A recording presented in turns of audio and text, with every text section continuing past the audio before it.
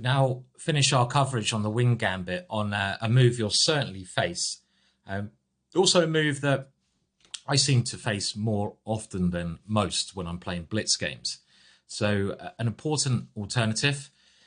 And I think the thing to bear in mind with the positions we're going to see here is that the sort of structures, not necessarily the memorizing the moves, but the structures that you're going to like visualize, see in a moment, are structures you're very likely to get when playing the wing gambit.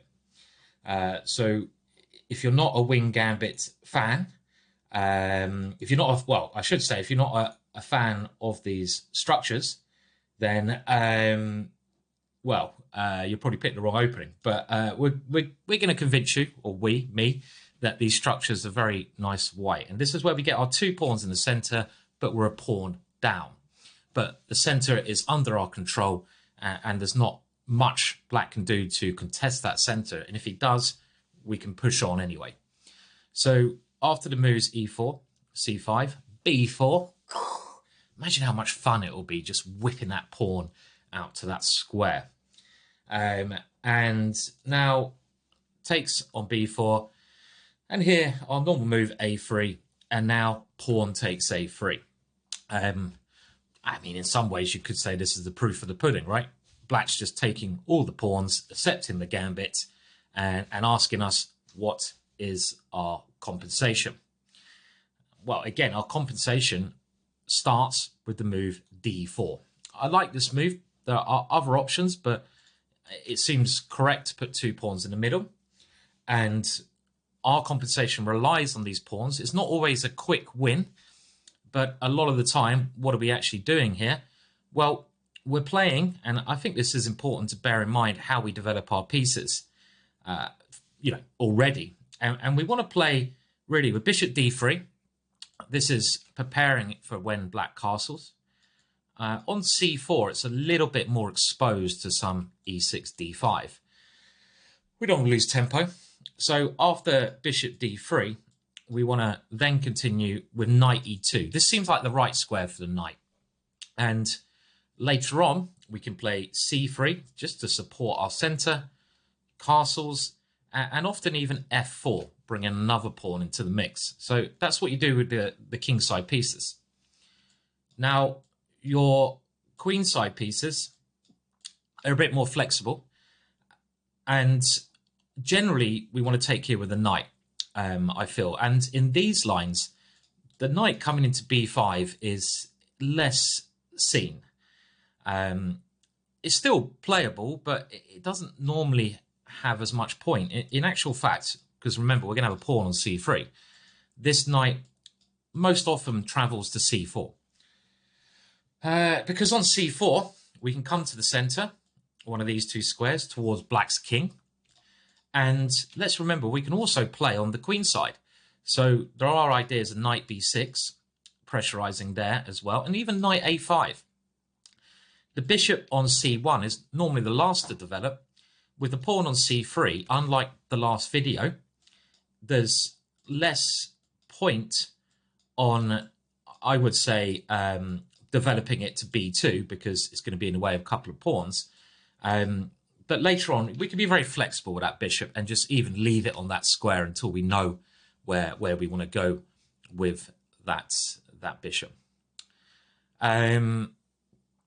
So here, black has a number of options, of course, and he can try to do something in the center at some point, which we've seen,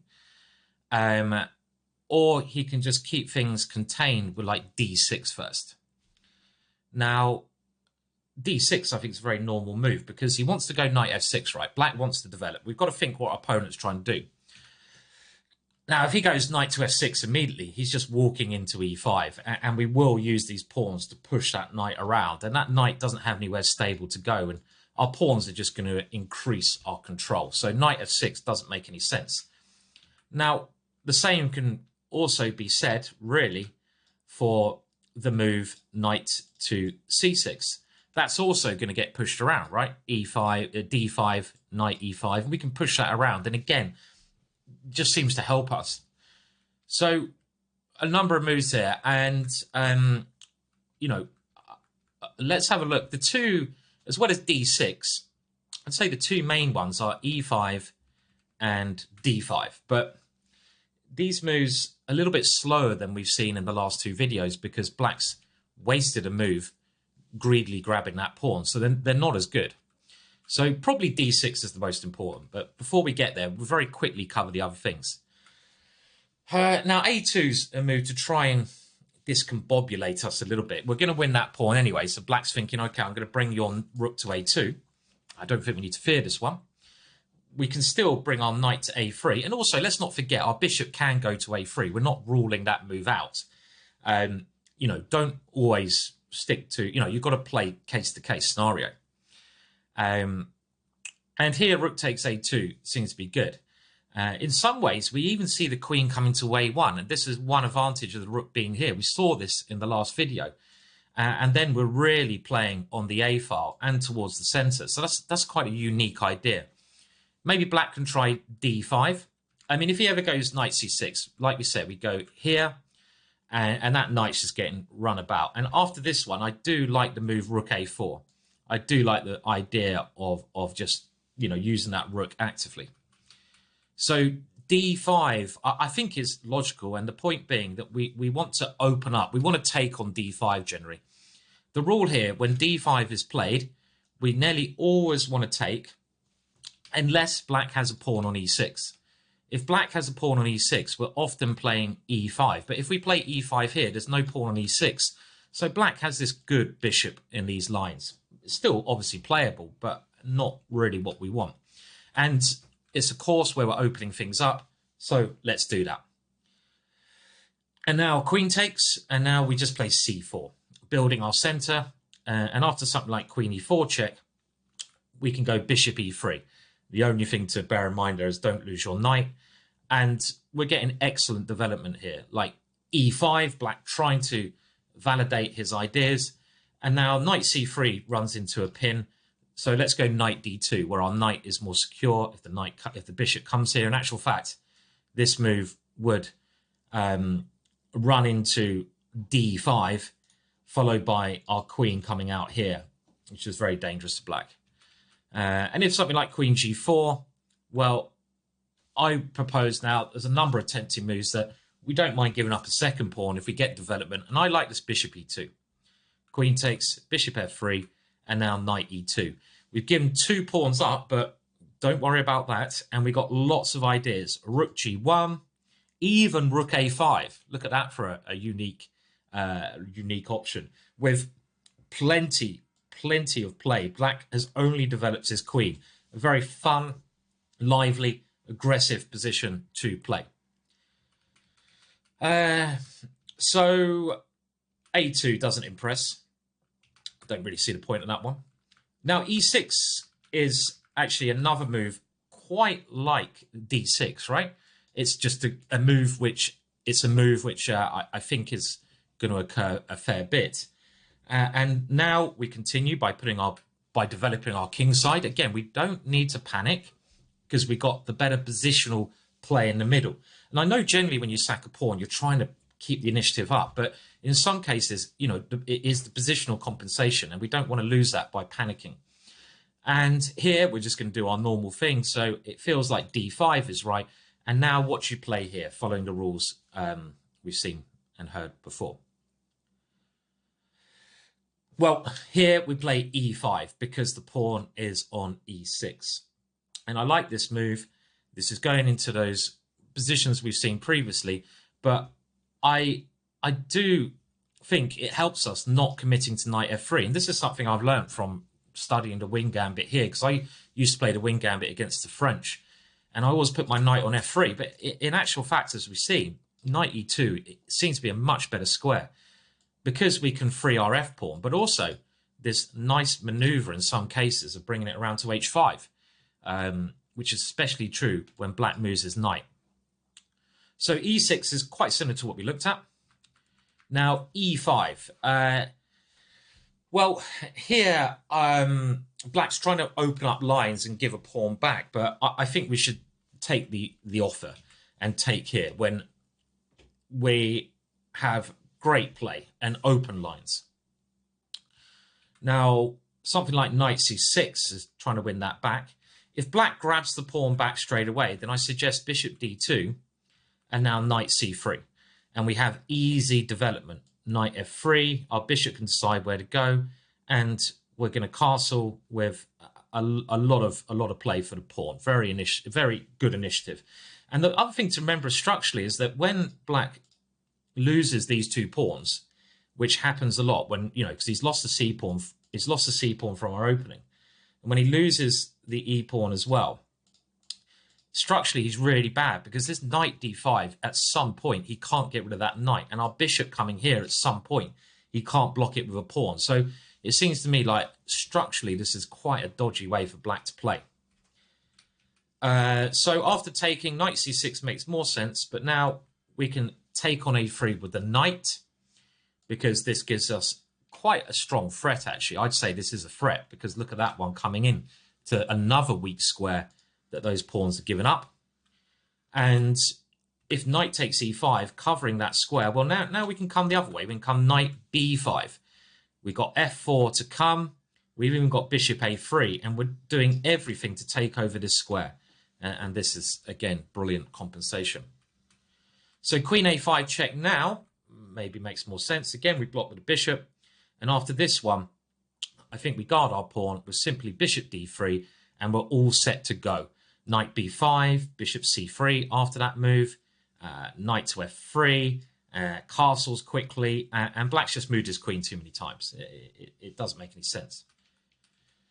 So e5, not the way to play. Black's trying to sacrifice, but he can't sacrifice because we're the one controlling the center and has the easier development. So that doesn't make much sense. So move, if he's going to play in the center, then d5 is the way to do this. And what do we do now? And again, it's just following these little rules. Well, now we capture on d5, of course, because that has to be captured by the queen. And here, knight c3 is interesting, but we can now revert to another plan even. There's a number of good moves. We don't need to play c4 like we did before, so our rook's not on pre.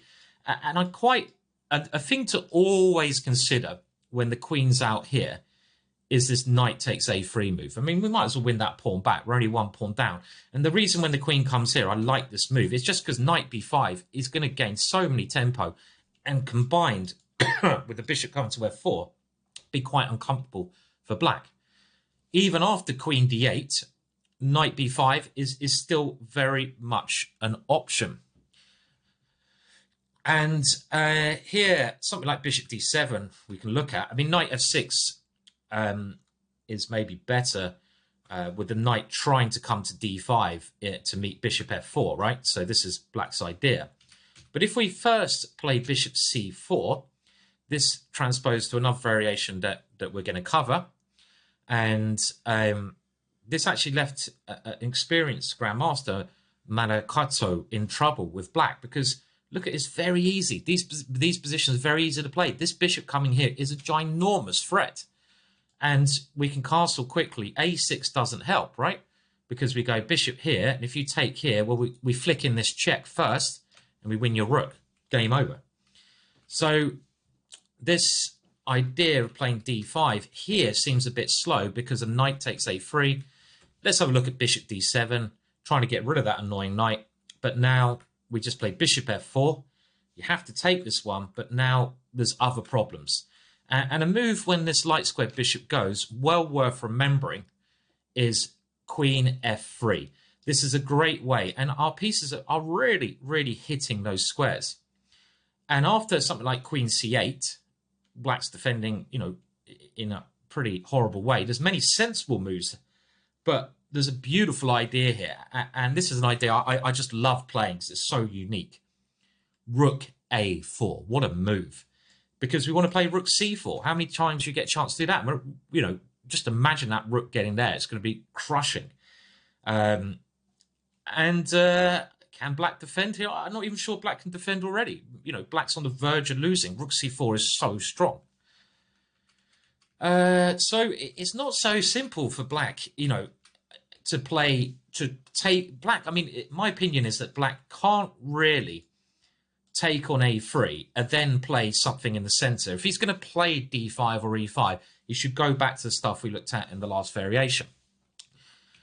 One more move, which, one more move that doesn't come onto our main d6 idea, which I think is what you're going to get most of the time, is b6. Actually played by Grandmaster Furman in 2006. And again, you know, I'm not in a rush to take this one because I'm not entirely sure what I want to take with at the moment. Knight takes normally, but maybe bishop takes, maybe even rook takes. But here, I'm just going to continue my standard development. Bishop d3, and now bishop b7. And after this one, well, knight e2 is our normal move, but now that that bishop is sort of maybe x-raying down there, and black hasn't done anything with these guys, I think there's an argument to be said for knight to f3. I mean, again, you can move your knight to f3. The knight does come to f3 a lot. That probably doesn't make too much difference. It's kind of preference. And we're after e6 castles. We're gonna see the standard position where, you know, you have to enjoy playing these structures.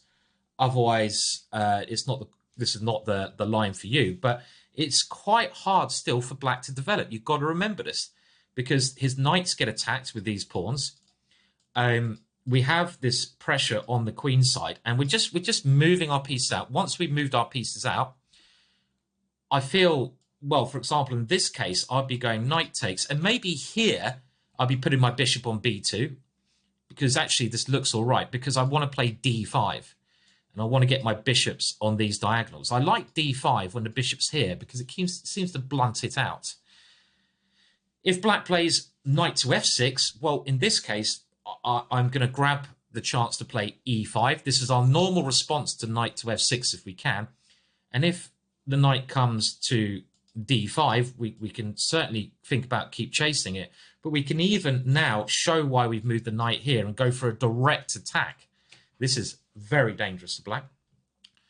And knight e4 has been tried, but now rook e1, f5 has been played. But I think we always open up the position. And again, this is a case for knight f3, knight g5, with some actual annoying threats of bishop takes h7 and the queen coming in. Powerful, powerful initiative, especially now our rook's lined up. So you can see black can go wrong very quickly in these lines. So after b takes, we're going d4. Now let's come to our main move, d6. And black is trying to respond in like a perk, or you could even say black line fashion. You know, just by developing the knight to this square and maybe playing e5, trying to stop our e-pawn at least coming on, because if it does, you can take it. So what do? Well, of course, we can play bishop d3, but I mean, in this case, I like knight takes a3. I mean, again, I think you can go bishop d3 first, but now I think taking here with the knight makes sense, because if we think about it logically, we're not really going to take with the bishop, because the pawn on d6 is like stopping that bishop. I mean, there's more of an argument in these positions to take with the bishop at some point because of the d6 square. I mean, let's just say some ridiculous move like knight e7's played, because we haven't gone with a knight, which is still okay. Bishop takes makes some sense, but after the standard move d6, bishop d3 is fine, but we want to play knight takes a3. Let's just get it out of the way now. Doesn't make a great difference. And again, we have this knight c4, but, you know, don't forget, knight b5 is there if we get a chance to do it. We will play that one. It's not a threat, but it's hanging in the air. And now black should go knight f6. Black needs to develop. If black plays a6 here, which is really overly careful, then we go back to our standard plan. What's our standard plan here? And I think this is very important. This is why I really want to show the ideas for this setup, because you're likely to get this position. What is our standard plan development and our standard plan getting the pieces in with long-term play? Bishop d3. Yes, I like the square. Let's say black goes to g6. Well, now we play c3 because that's defended off bishop g7. Where do we put our knight? Now, in these cases, the knight is not coming to g5. I mean, I think my rule would be I play knight f3 if I ever think I can go knight g5 and create some threats. But here, black's going to castle against that. So I like knight e2, and after knight f6, f4. Might as well play it immediately here. And this gives us a very powerful center and full compensation for that pawn.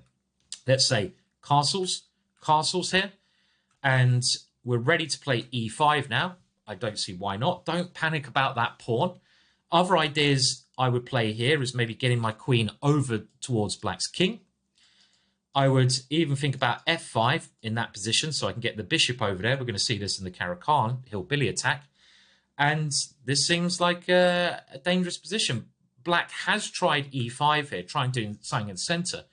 We don't even need to rush into deciding what to do because d6 is now weak. And I really like this next move. And this is this next move is maybe a move you're like, okay, you know, don't think I'd see that. And it's kind of thinking, well, before we decide upon, right, this is our 100% attacking plan. So before we go f5, which is okay, why not get our last piece into the game? Because once we got everything into the game, then we can decide what to do. And we're also, with our next move, and this is very important for the wing gambit, more so than the other gambits, because in the other gambits, we're just going full steam ahead often. But in the wing gambit, we're often thinking what black wants to do. And I kind of like putting my bishop here, but I don't want to run into knight g4. And bishop is e3 is clearly the best square. We can even target b6 there, you know, with some ideas with the knight coming in. And I just like this little h3 move. This is showing that we're dominating the position. Yeah, you've got the extra pawn, but so what? I'm controlling the center. And now, again, let's think what black's move is going to be. Start thinking like this and you'll become a better player immediately. And if we start thinking what black's move is going to be, it's not clear what he's actually going to play. I mean, even something like this, there's a couple of interesting ideas. I mean, bishop e3, keeping the tension is fine. But now I might even be tempted to sort of take here and go d5 and then go c4. I know I'm a pawn down, but with c5 coming, those two pawns are tremendous. The knight coming into c4, behind it, the bishop coming over here. This is tremendous play for one little pawn. So you've got to be flexible, and something like e takes d4. If he takes on f4, well, he's opening up that line. And after this, maybe knight c6 is a better way of playing, because if we push the pawn now, there's some ideas here. But now I like keeping the tension with knight c2. Again, not rushing. This move is just consolidating, stopping knight b4, and we're getting ready to play f5. I might go knight g3 first, f5, starting our attack over there. So after d4, d6, knight takes a3 is the right time to play, and now knight f6, bishop d3, and now what moves can be tried here? So knight f6 is a move, okay, we haven't looked at yet, but it's the best move. Bishop d3 looks right with just simple development here, as we've basically talked about many times before. Number of moves and setups here. Let's have a look. There's e6, looks okay. There's e5, we've kind of seen this kind of thing. There's g6, we've also seen this kind of thing. And there's knight c6, which is our main move because black's trying to develop. Now, e6 is, again, a setup I feel you might get a lot because black's saying, okay, I'm the pawn up, I just want to put my bishop here. And now, how do you develop here? Well, knight f3 doesn't have as much sense as knight e2. Knight e2 our preferred method because after bishop e7, we can castle first. Castles f4 again. And this is dangerous for black. Black is a pawn up, but he can't use that pawn. The only time he's going to get to use that pawn is if our attack backfires. And that's up to you, really, if your attack backfires or not. I mean, it's no reason it should backfire in this position whatsoever. And now if d5 ever, well, here I always like meeting this with e5. And this actually happened in Kumala Malakato, that game we're talking about. Malakato, strong grandmaster, he tried knight e4, and now a very nice move from Kumula, c4, and this is just trying to use those pawns. And after knight c6 here, he now took on this square. And the problem is queen takes is leaving that knight very loose. So pawn takes is pretty much forced. And now f5. And we can really see why we put our knight here. Again, this knight, what are we doing with this knight here? Well, now it's not doing anything. I always like in these lines bringing all my pieces in because I'm not rushing. And I like the idea of bringing this one sort of around this way, c2, e3. Don't forget that idea if it can't come forwards. We can also play a timely exchange on e4 and try to win that pawn at some moment. But don't be in a rush to do that because you don't want to allow unfounded play against your d pawn. And of course, f6 is always hanging like the, I was going to say, what's it? The dagger, no, oh no, I can't even get the right if it's the dagger or what it is. The dagger of, you know what I mean, the sword of Damascus. No, that's not right. You know what I mean? That is always ready to open up the king. So this is fantastic play. So d5 doesn't really suit. But if you don't play d5, again, ask yourself, if you were black here, what would you actually be trying to do? What is your plan? Our plan, I'm going to go c3. Here, I'll probably go knight c2. Because if I go knight c4, I encourage d5. So I'm just going to get my pieces perfect. c3, knight c2. And do notice here, I don't need to commit that bishop, yeah? And then I might even go knight g3, f5. I might even do one of my favorite rook swingers, try to attack along here. And at the right moment, I mean, this could even come a lot quicker. I might play e5 because that bishop just suddenly could just sacrifice itself over there, especially as a rook on f3 or something to increase. Lots of play, right? So what about e5? Well, this is the kind of move that a Philidor or maybe Black Lion player could play, but why don't play c5 and move 1? And against this move, there are some interesting options, like you can still go knight e2, but I also want to show you that if you just play c3 and you don't do anything with this pawn, we can still just follow up our plan, right? Knight e2, castles f4, and once we've done all this, then we can decide, because if black ever takes, we get this 2 pawns here, third pawn coming through. So bishop e7, now let's go knight e2 as we've seen, and now castles, now we play f4, and we're intending knight c2, castles, knight g3, attacking over on the king side, as we always want to do. Knight g3 is useful because it can come in somewhere, it supports the middle, and we're just bringing all of our pieces towards that guy so we can checkmate it. Now, most likely one of the best moves in this position, actually, I mean, knight c6 I face a lot, but most likely one of the best moves is g6. So this is key. Now, why is g6 a good move? And I think this is a move you're probably going to face.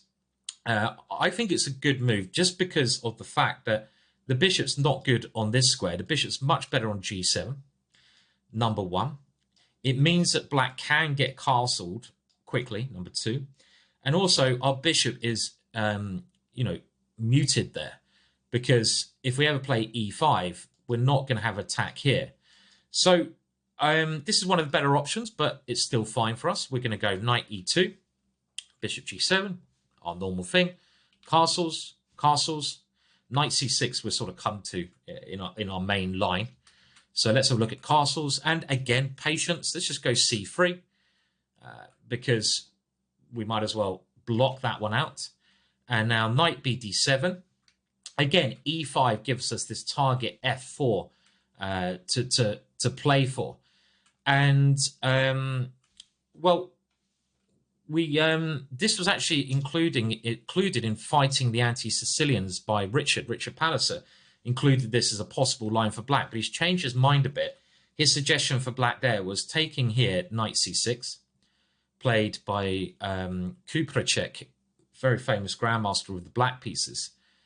And again, these positions, I'm not claiming white's better. I'm just claiming white has enough compensation, as in this course, for a pawn. And here, Richard, in his original work, noted knight c2 and knight g3, which is still that plan that we've noted. But now that some things have happened in the middle, I think we can even go for a more aggressive idea. with f5. You know, which pawn do you push in these positions? Well, e5 is going to allow a lot of opening on lines. I like f5 as a move in general, especially when there's a pawn here, because I want to get my rook in. My bishop on c1, note that we haven't used that piece yet, because it often, like in a Dutch opening, if you've got my chessable course on the Dutch, often wants to come straight in to a much better square. And after something like rook e8, let's just see, we can even take on this square and bring it in to g5. And there's a lot of pressure here. The knight is coming around, and we're trying to bring this one. The queen is coming around. Let's say h6. Well, we can actually take on f6.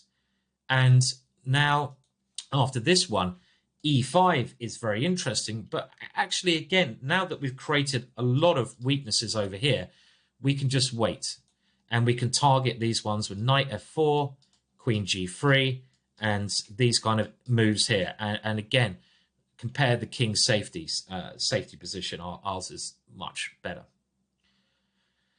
So let's have a look. So g6 again, we're going to go for this plan. And rather than e5, what if black doesn't commit but develops? Well, of course, we play f4. And now black's done all these normal moves, but it's like, right, well, what are you actually doing in the position? And he's like, oh, yeah. And if he goes e5 here, of course, we go f5, like we've seen. And this is very dangerous. Now, knight b6 has been tried, but it looks like a terrible square for the knight. But black wants to develop. And in this case, we can see that his bishop is bad. And this goes back to understanding what your opponent wants to do. He's moved this knight. He's not doing anything with that knight. If you understand that your opponent's last move and he moves a piece, that piece is actually not doing anything.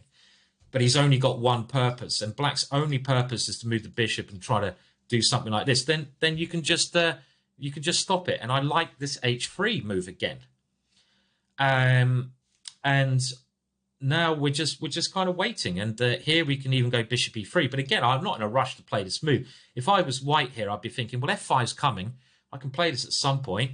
I might bring my queen over to h4 first, because I like it. I might even go g4. Whoa! And if e5 now, actually knight b5 is now a good move, because let's not forget this is weak, and we might be taking that one and taking on e5 next. Little tactic: queen takes, take on e5. So g6 is a very decent option, but we have perfect play. And if you're going to play g6, maybe this is a better square for the knight, right? So now c3 is the right way to play. Let's watch our opponent's last move. This might be okay, but I just want to rule out that move. I don't want to lose my bishop for that knight.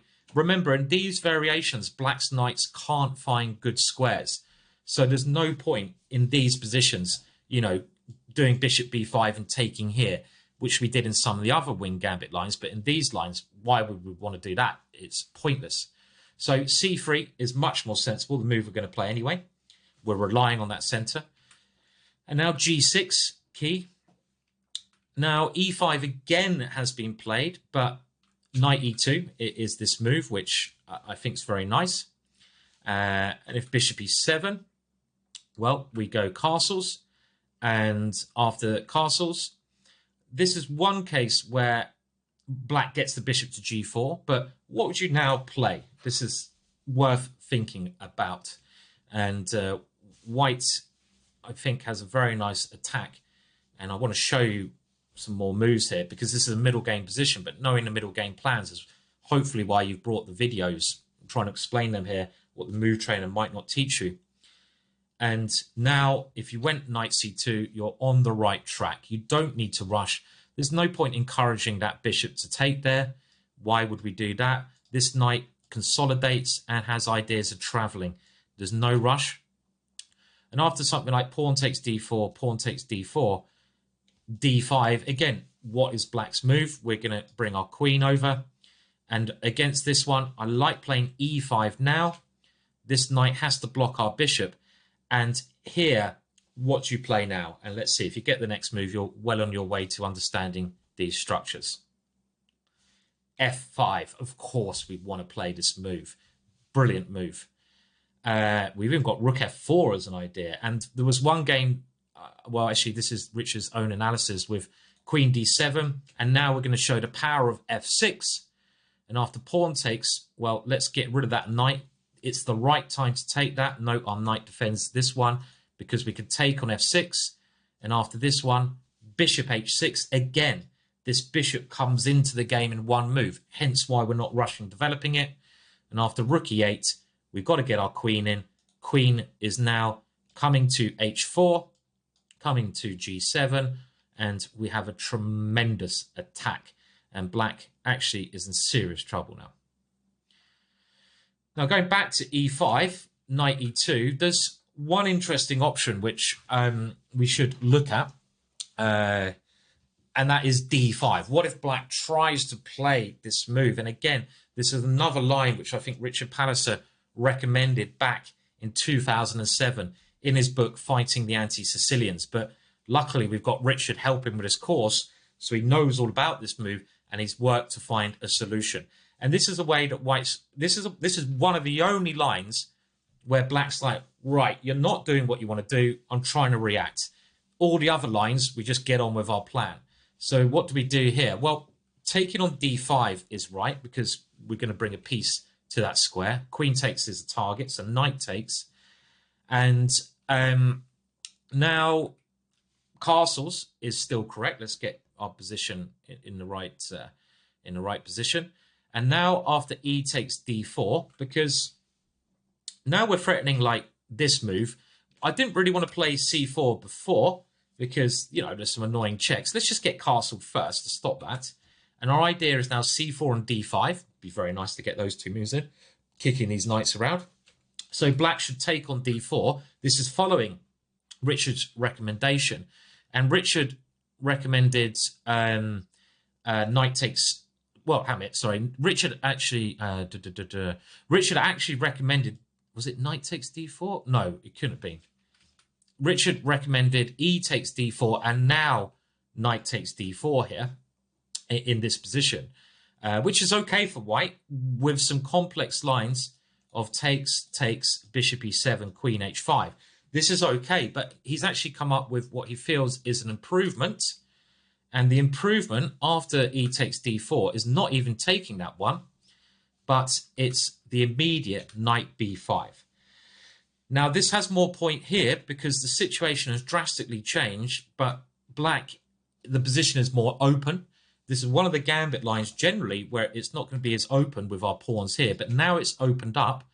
We're trying to create immediate threats. And our immediate idea is to kick the knight from this square, maybe with c4, and then just bishop to f4 and coming in here. So it's dangerous, this. And the other thing we can do is try and just take this pawn back. But let's have a look. Let's, for example, say we take here, stopping us playing this one. Now black's 3 pawns up, but after bishop e4, he's in a lot of trouble. The knight has to move because we've got this trick of coming into c7. And now bishop f4 anyway, not even fearing the exchange of queens because knight to this square is just really, really strong. And this gives white the advantage. So nice lines there. So now if we go back to g6, I think g6 again is one move where black's saying, okay, well, I don't want to open up the center because you're going to be better positioned. And that is the thing. White should be better positioned when the center opens up because of our space advantage. And now we just go back to our plan. Knight e2, bishop g7. Let's castle first, shall we? Castles, and now f4. So this is the line where the knights come to a better square. On d7, it didn't seem right. And this has been quite... I think these moves so far have been very principled moves from both sides. And again, our argument is that our strong center is absolute compensation for the pawn. And now black must either play passively and wait for us to build up, as we've seen, with like little moves like h3, knight to c2, and at the right moment, you could even put the knight on g3, f5, this kind of thing. Or black could play what is considered the main choice, d5. And again, this is limited examples of this because not many people play the wing gambit, but d5 trying to do something in the middle has been played. Now let's have a look. If black plays something a bit slower like a6, well, again, building up is okay, but you can, I mean, you don't have to build up. You can just go f5 immediately, as we've seen, trying to just do the attack straight away. I mean, I'll probably do that on an aggressive day. And, well, let's get the knight in.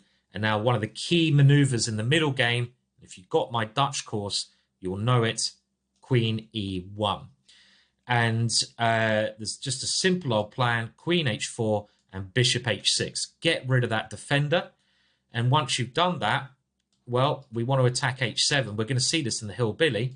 So we're going queen h4, bishop h6, and now one of my favorites, the rook comes to h3, and we try to checkmate there. Blunt. The other way black can play in the center is with e5. This was played by Kirill Georgiev, who actually beat Kasparov once. And now you have to be a little bit more careful in this structure about playing f5. Now, we've seen this a lot, but I suppose the one little word of warning is, if you're going to play this move and black can't strike, open up the center, of course this is okay. But here, there's the d5 strike, and all of a sudden, black's knights, because they're well positioned, are supporting that strike very well. So I wouldn't play f5 yet. I'd want to keep control of that one there, and I'd play knight c2 first. This is one case where, because black's got an extra pawn doing something, we shouldn't really rush. Because, of course, this move is not really playable, because at some point we're going to grab that pawn, maybe after just taking here, right? And we're going to do something like this, getting our pawn back with 3 pawns in the center. And after knight c2, again, this hasn't been played, so it's very hard to use examples. But we have a number of ideas. We can play f5, but watch out for d5. Other things we can do is knight g3. I like this move, supporting. We can even now consider bishop a3, because then we create the threat of f takes e5. And the last thing I would say, let's just put a move on the board, is you can now, because d4 is so well defended, you can even play pawn takes here and bishop g5. This is also, you know, a way just to create pressure. I mean, imagine here if you've got your queen over to h4 as well. That'd be completely winning. So there's a lot of pressure going on. So back to the main move, which is d5. We're naturally meeting this with e5. Taking on d5, we said, is normal when there's not a pawn on e6, but that's when black's king hasn't castled. Because black's king has castled here, there's no point opening up that area of the board. We might as well just push on with long-term chances. If the knight goes back, we're going to play f5, and yes, boy, we're rolling. So knight e4 is correct. And here you have a choice. You can play the unhurried knight c2 with the idea of c4, which we've seen before, and, you know, this kind of idea. But bishop takes e4 is our main choice, because after here, we got knight g3, and our pawns do have a very strong impression in the center. And white is probably going to win a pawn back, but black's hoping his light square bishop is going to compensate. And if black tries to hang on to the pawn with something like queen here, well, this is a natural target for that knight. So we're just going to go knight c2, and queen b3 runs into rook a3. And this knight is beautiful in that square. The queen's not well placed with that knight coming to e3. So f6 has been suggested in some places as a way for black to suddenly turn the tables on us and open up the position for his bishop. And here we've seen ideas with like bishop e3 and taking here, but black does get a bit of counterplay on this diagonal, and a new novelty, this course is full of them, to throw your opponents off guard here, is actually pawn takes f6, a new idea, never been played before. Now, I think pawn takes looks best here, you know, one move away from being safe. If bishop takes, these are ugly, and I think we get our pawn back now. We want to get rid of that bishop, so let's say it comes back, and we have a very useful check, followed by knight g5. So we're not a pawn down, and we are laughing with our pieces flying around the board like this. So pawn takes f6, e takes is probably best, and we're not even now going to take that one back, which again might be okay, but you know, it does give, let's say, black some good play on the light squares. Our suggested new idea is f5, and another idea that I've seen many times in the Dutch defense. I love this idea, new stuff. Just saying, we're not in a rush to win that pawn back. We're a gambitier. We're not a greedy. We don't, remember what we were saying earlier, we don't want to cash in our investment too soon. We're going to wait until an opportune moment. And this is cramping black's kingside, and it's causing a lot of problems over there on that area of the board. For example, we want to bring our queen in, things like this. I feel knight e7 is now the best move. If, for example, bishop takes f5, well, I like now knight takes f5, and we don't even have to be in a rush to take with a rook there. What piece would you want on f5 here? The knight. So we can actually, even though we're 2 pawns down, bring that one around and take that pawn. And imagine when that knight gets there. That is going to be horrendous for black with this guy swinging in as well. So I think knight e7 is best, forcing us to do something. Now we have to take on g6. And in this position, we do recapture our pawn. And the reason we've done this little f5, we've opened our rook and we've damaged black's kingside. We've made it a little bit weak. We can argue here that our king is safer than black's king. We can even play very interestingly with this knight coming in. The bishop now has found a way in. Even the queen can join in. And again, you know, there's even ideas of the check. Being a player who plays the Dutch, this is the kind of thing I look for in the Dutch defense. It's a very turbo Dutch with the open f-file and some very nice chances. So we come to the end of the wing gambit now, and I hope you agree that b4 is a very interesting, quite under-theorized, is that a word? It's not well analysed, but just as exciting as many other gambits. I've tried most aggressive lines against the Sicilian. I've played the open Sicilian, but there's so much theory to learn. The wing gambit is going to surprise your opponent. And in these lines that we've seen, I think we've generally talked about most of the ideas here. If your opponent doesn't aim to strike in the center, you can continue with, you know, knight takes a3, bishop d3, c3, knight e2, castles, f4, then push normally with f5 at the right moment. Let's remember that knight coming to c2. If black does decide at some point to play either e5 or d5, these are the only ways you can try to activize his position. Then you need to react. e5, you don't need to rush with that one. You can still just go for your normal plan and then decide. Do watch out for breaks where black gets e5 and d5 in together. That's the only active plan black has. You can show a lot of patience in these positions. You've got the long-term attack, and later on, remember your queen coming over here will give you a lot of fun. Fantastic compensation, and yeah, really, really fun long-term attacking prospects that you're going to get in these variations.